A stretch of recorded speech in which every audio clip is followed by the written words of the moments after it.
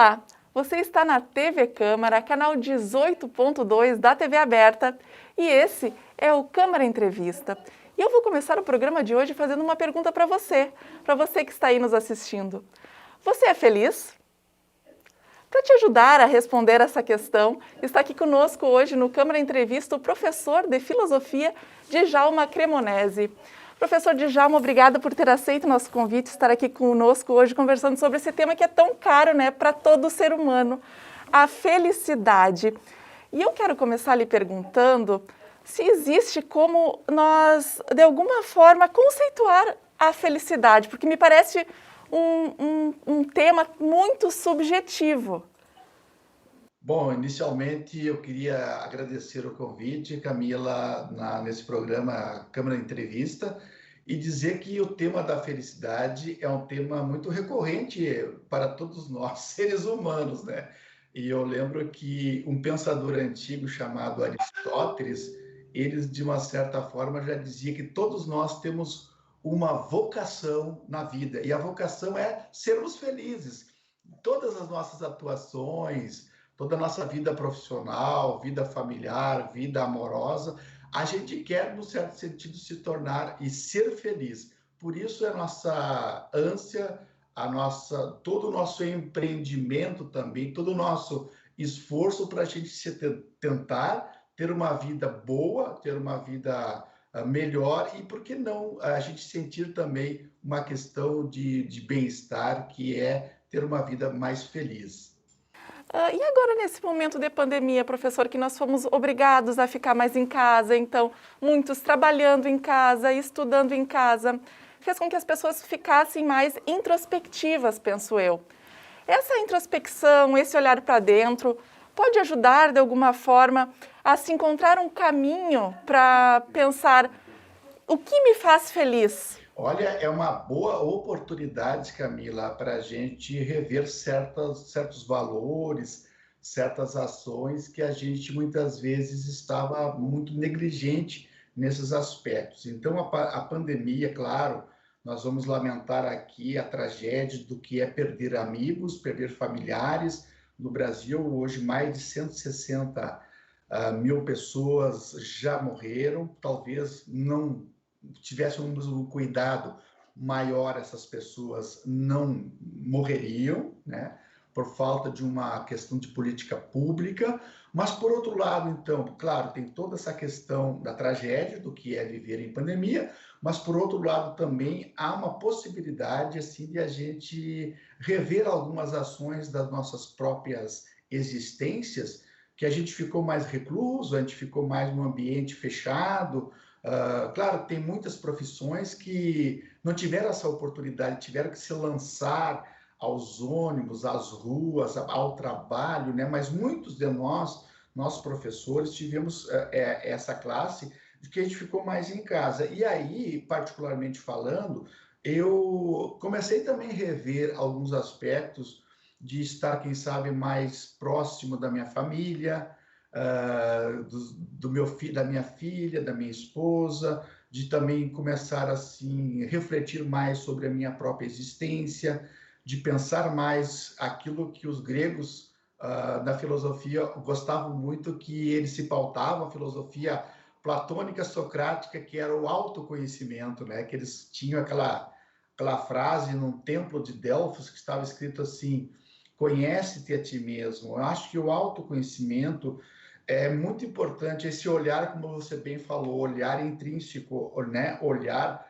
para dentro de nós mesmos, e aí está a grande descoberta, quem sabe, da verdade, da nossa própria existência, da nossa própria felicidade, está num autoconhecimento. Se você tem uma visão muito externa, tem uma visão muito do mundo, você acaba ficando muito superficial. Então, nós precisamos, aquilo que o próprio pensador Sócrates antigo já dizia, que uma vida sem ser examinada, olha bem que frase bonita, uma vida sem ser examinada, ela não merece ser vivida. Então, acho que a pandemia, por um lado, foi trágico, está sendo trágico, mas, por outro, a gente pode reaprender a dar sentido a outras coisas, por exemplo, uma trilha sonora que a gente gostaria de sempre ter feito ela, mas por falta de tempo, a gente não fez? Aquele livro que estava lá na nossa lista de leituras, vou fazer. Não deu, agora faça. Aqueles filmes que a gente já assistiu 300 vezes,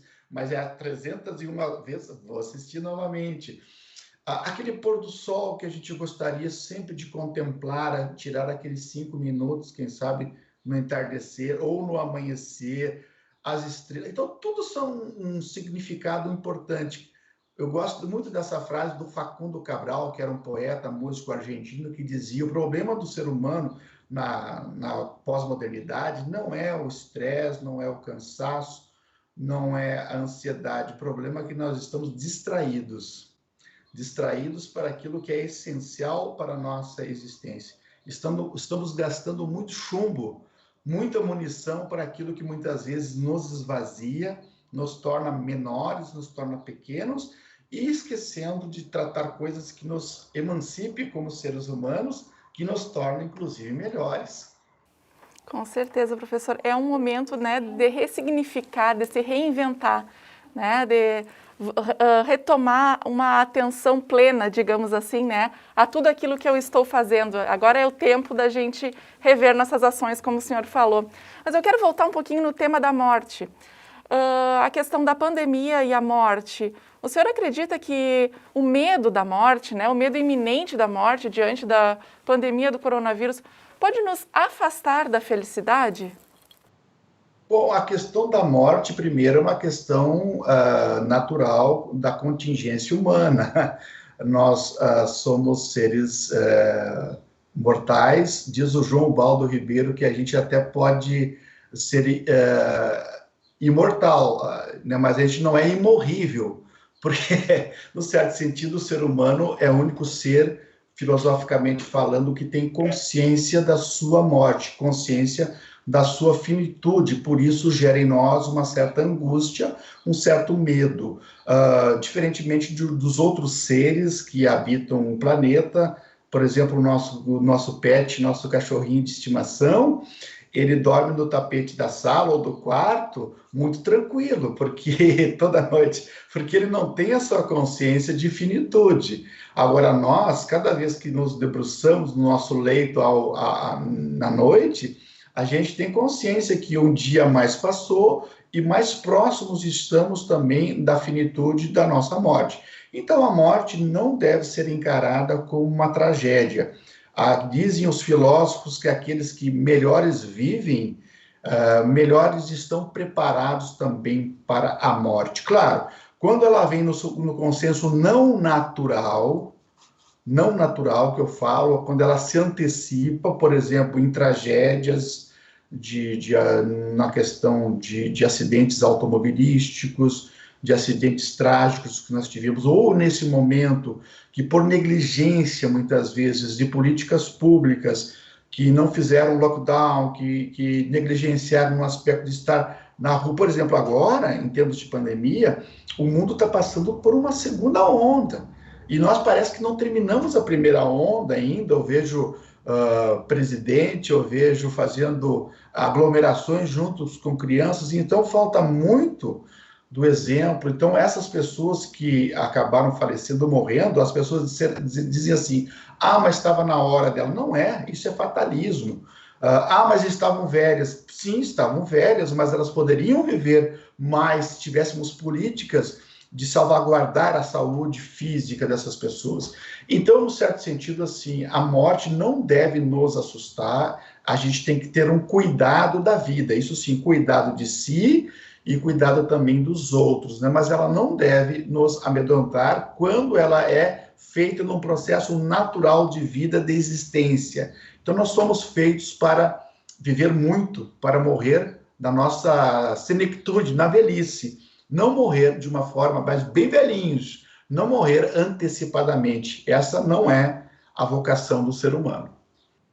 Professor, qual a sua opinião sobre a obrigação de ser feliz, né? Então, hoje, me parece que tem uma onda muito forte de que eu sou obrigado ao tempo inteiro ser feliz. Então, eu tenho que cumprir várias obrigações na minha vida. Eu preciso ser magro, eu preciso comer saudável, eu preciso fazer exercício físico e eu preciso ser feliz.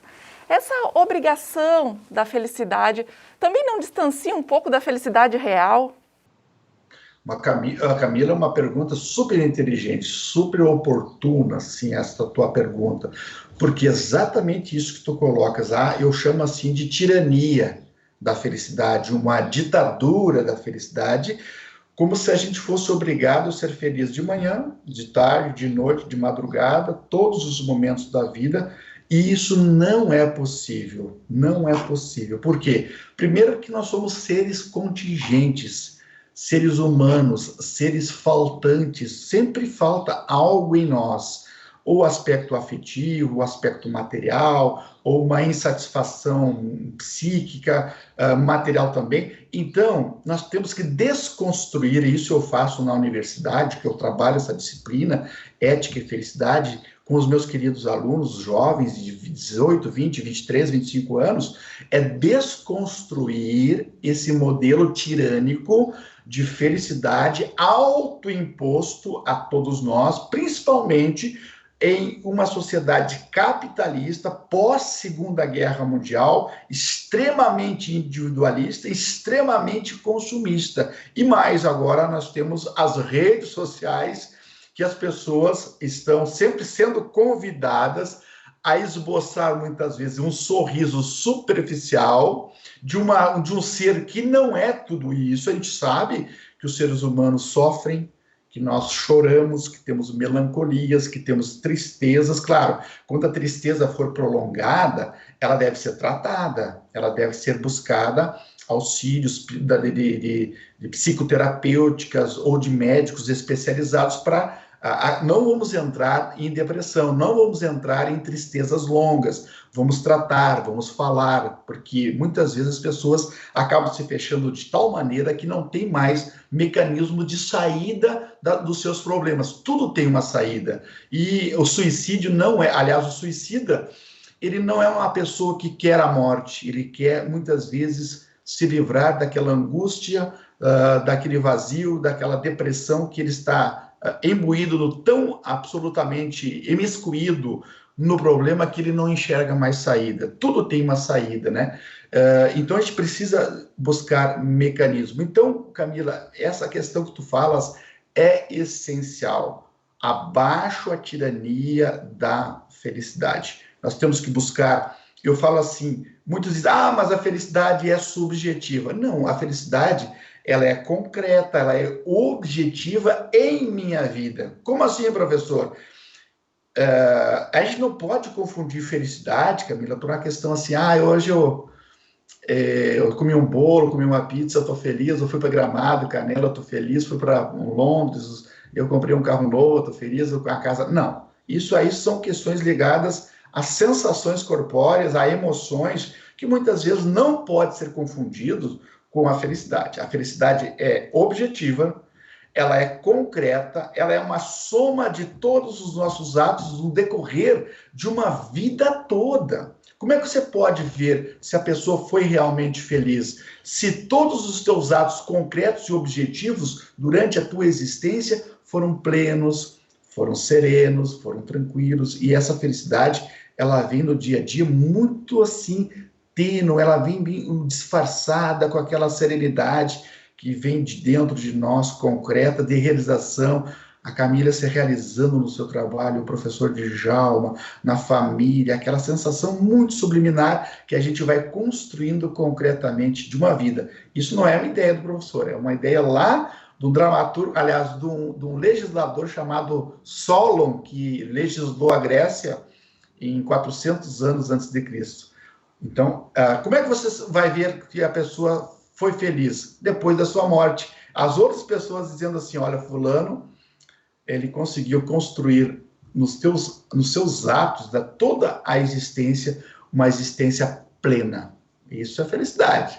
Não é aparecer nas redes sociais e dizer assim, olha, eu estou feliz aqui. Aí a gente fica, né, Camila, mais triste, mais infeliz, vendo os outros pseudamente felizes, e eu, num certo sentido, infeliz. A gente se torna infeliz vendo a felicidade ou a pseudo-felicidade dos outros. Mas a gente sabe que o ser humano não é tudo isso, não.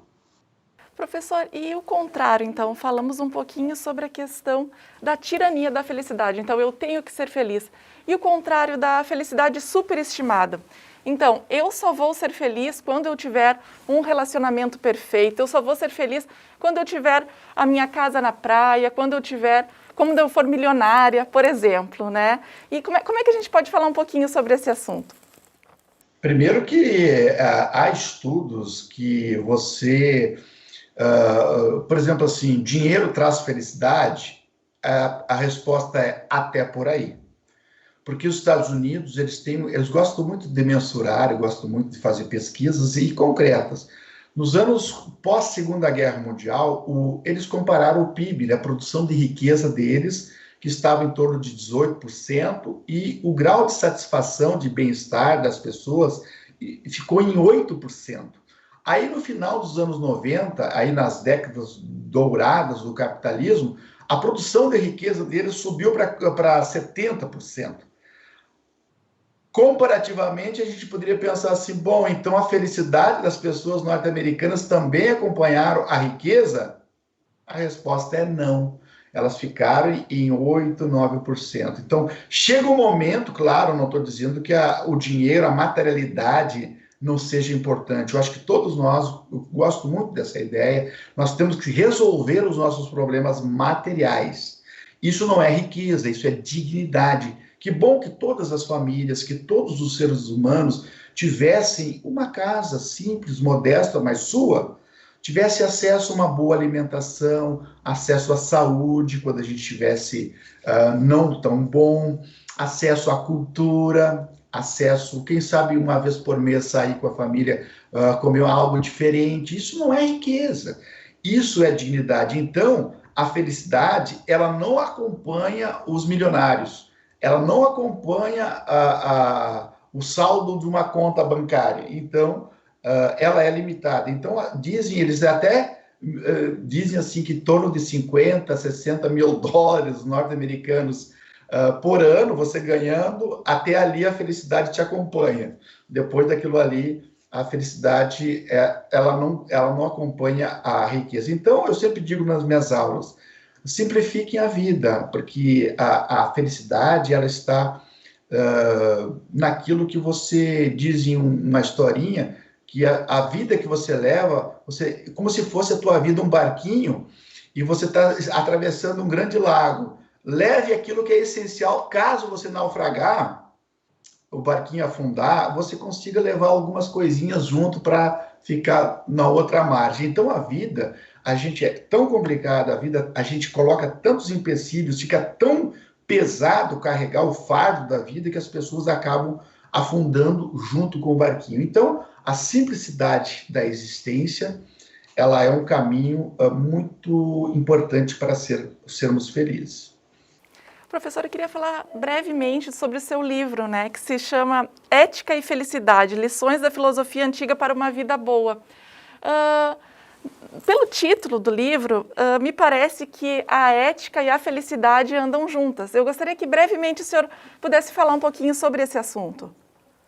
Primeiro, Camila, que esse livro ele é fruto de uma pesquisa de muito tempo. A gente levou, talvez, eu lembro assim, eu acho que uns 15 anos de leitura, de pesquisa, muito calma, muito tranquila. Não para os outros, mas é uma leitura que eu fiz uma pesquisa para mim, para me ajudar também a compreender a existência.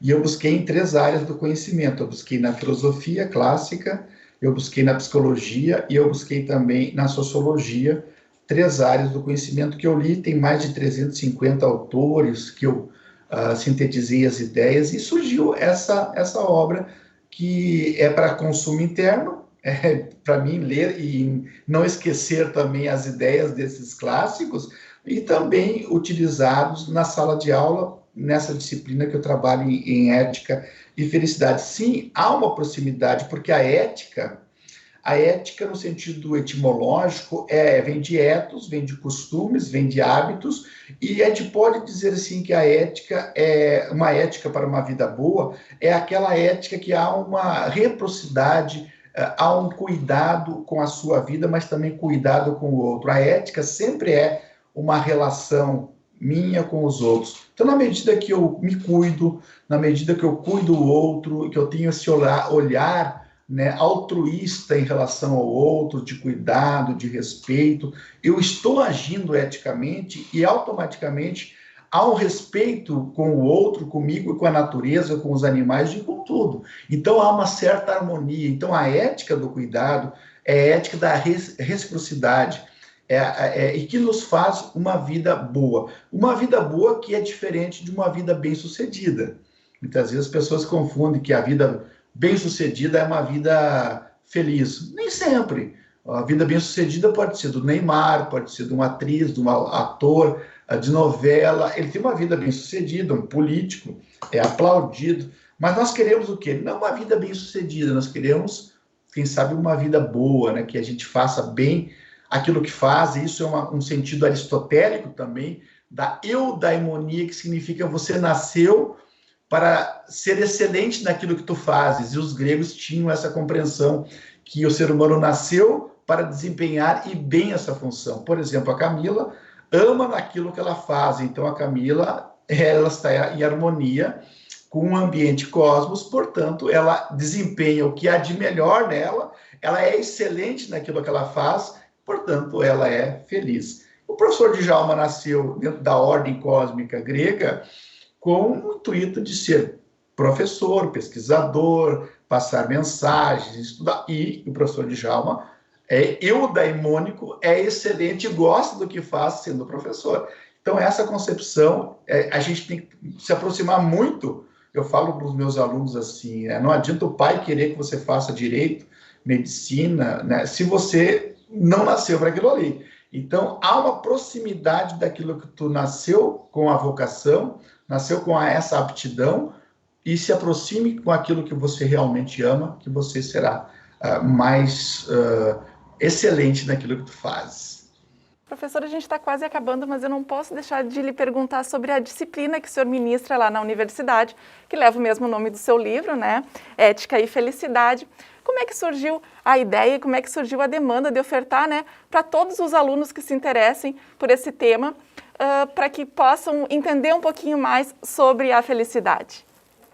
Na verdade, Camila, essa minha pesquisa ela é uma demanda assim, no aspecto até pessoal, de que eu passei para a minha vida aos 40 anos, deu aquela crise emocional e cansaço, que eu tive que rever algumas ações na minha vida, assim, para reduzir um pouco e ficar com aquilo que é essencial. Aí eu comecei a pesquisar e comecei a trabalhar com um outro nome na universidade, você sabe o que é DCG, né? É uma disciplina complementar de graduação, que ela não é obrigatória, faz quem quer.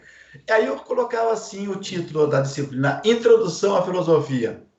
Não tive muito êxito, assim, sabe, de demanda. Aí mudou o currículo, eu disse, vou mudar o nome também da disciplina, há 4, 5 anos atrás. Aí coloquei assim, Ética e Felicidade. E para minha sorte, que começou a chamar atenção nos meios, né, jornalístico, até na televisão, e aí nós aqui em Santa Maria e o UNB, Universidade de Brasília, trabalhando essas disciplinas. Claro que essa disciplina, Harvard, Yale, nos Estados Unidos, na Inglaterra, é muito mais tempo trabalhado. Exatamente, eu senti a necessidade de trabalhar essa disciplina porque os nossos alunos, as universidades formam, Camila, excelentes profissionais, médicos, advogados, engenheiros, pedagogos, mas nós também temos que nos preocupar com a formação humana dessas pessoas. Não adianta ser um jornalista que não tenha ética, que não saiba conviver, um médico que não saiba tratar também do outro. Então, primeiros princípios básicos é uma reflexão sobre a própria existência. Nos tornar não apenas pragmáticos, instrumentais e bons profissionais, mas sermos bons na arte de ser seres humanos. Então, que pena que a universidade tem pouquíssimas aulas de sociologia, de filosofia, que trabalham essas disciplinas, mas eu tento contribuir assim com um pouquinho do meu conhecimento. Sempre nós temos 90, 80 alunos agora matriculados novamente, das diferentes áreas da medicina, da engenharia, da saúde, que vêm discutir, debater temas pertinentes. Eu botei felicidade ali para fazer um chamarisco, mas a gente trabalha as questões mais existenciais, tendo esse meu objetivo, o conhecimento de paideia, que é um conhecimento de uma formação integral humana. Por isso, nós temos um canal, Camila, me permite, no YouTube, chamado Canal Paideia TV, que a gente tem mais de 28 professores nacionais de pesquisadores fazendo lives, mais de 28 lives semanais, trabalhando a formação humana, não informação, mas formação humana. Por isso eu convido vocês a se inscreverem também em nosso canal. Obrigada, professor, por essa aula de filosofia, né, sobre felicidade que o senhor deu para nós aqui. Até uma próxima, porque esse tema eu acho que rende muito outros programas, né? Muito obrigada, professor. Obrigado, Camila, por ter aí nos convidados. Estamos sempre à disposição para a gente dialogar contigo e com os teus ouvintes. Beijo no coração. E a você, continue assistindo a programação da TV Câmara, a tela da cidadania.